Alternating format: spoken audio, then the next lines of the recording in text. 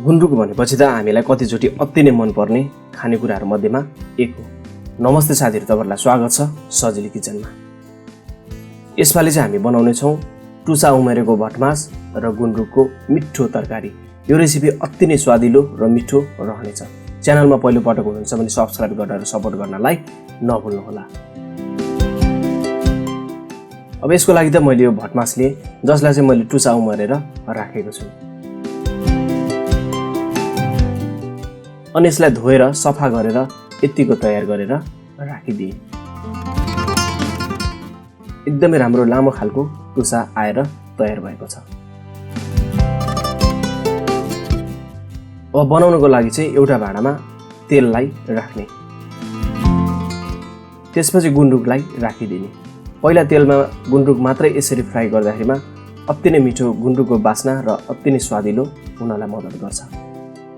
र यसरी मजाले चलाएर फ्राई गरिदिने। आगोको तापक्रम अलिकति कम गरिदिने। र यतिको भएपछि लगभग हाम्रो गुन्द्रुक तयार भयो। अब यसलाई एक साइडमा राखौँ। त्यसपछि अब बनाउनको लागि तेल त्यही भाँडामा राखिदिने। तातिएको छ, यसमा मेथी, सुकेको खुर्सानी, लसुन अनि अदुवालाई राख्ने। अदुवा र लसुन चाहिँ मसिनो काटेर राखिदिएको हो। अनि यसरी चलाइदिने। अब यसमा आलुलाई राख्ने अनि आलु चाहिँ राम्ररी पहिले नै फ्राई हुनुपर्छ। र यसरी लगभग हाम्रो आलु चाहिँ फ्राई हुन थाली पनि सकेको छ। अब यसमा हरियो खुर्सानीलाई पनि अलिकति एड गरिदिने अनि चलाउने। अब टमाटरलाई राख्ने अनि मिलाएर चलाइदिने। तुसा उमरेको भटमाससँग गुन्द्रुकको एकदमै दामी झोल बनेर तयार पनि रहने गर्दछ।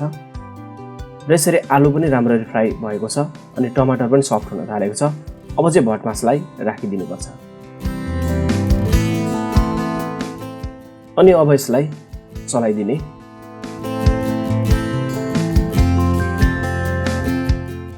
एकछिन भटमास पनि फ्राई हुनलाई छोड्ने अनि चलाउने।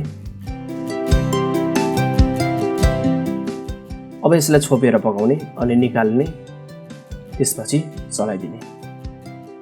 अब ग्यास चाहिँ मिडियम गर्ने अनि मसलाहरूको रूपमा चाहिँ बेसार, थोरै जिरा र धनियाको धुलो, अलिकति स्वाद अनुसारको नुन राख्ने।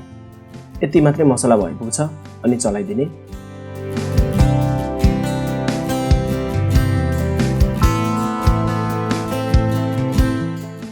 अब यसमा थोरै पानीलाई राखिदिने। एकैचोटि धेरै पानी नराख्ने अनि मिलाएर चलाउने।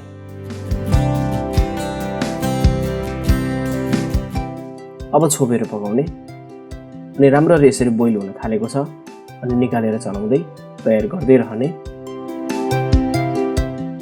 फेरि पनि यसलाई छोपेर पकाउने। यसरी नै छोप्दै पकाउँदाखेरिमा निकै नै स्वादिलो रहनलाई मद्दत पनि गर्छ। आलु चाहिँ लगभग यसरी पाक्न थालेको छ। हल्का मैले केही यसरी म्यास गरिदिएको छु, जसले गर्दाखेरि ग्रेभी बाक्लो हुन्छ। अनि अब चाहिँ गुन्द्रुकलाई राखिदिने, जसलाई अघि हामीले फ्राई गरेका थियौँ। अनि यसरी मिलाएर चलाउँदै पनि रहे। अब थोरै पानी राख्ने अनि राम्ररी चलाइदिने।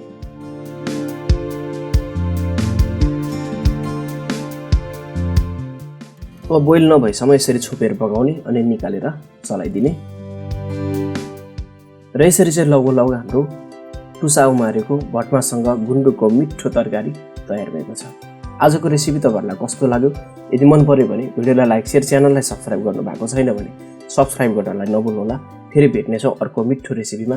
तबसम्मको लागि नमस्ते।